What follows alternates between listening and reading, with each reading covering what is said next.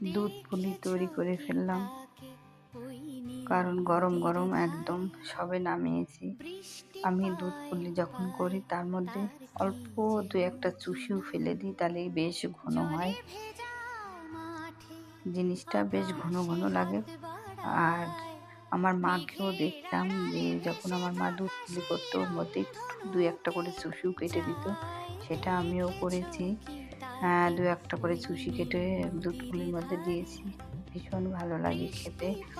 যাই হোক, গরম গরম খেজুরের গুড় দিয়ে দুধ পুলি তৈরি করে ফেললাম। দুধ পুলিটা সবে নামিয়েছি, একদম ধোয়া উঠছে। যাই হোক, ঠান্ডা করে তারপরে দেব, তুলে রাখছি, একটু ঠান্ডা হলে তারপরে এটা খেতে হবে। অনেকটাই গরম, সবে নামিয়েছি।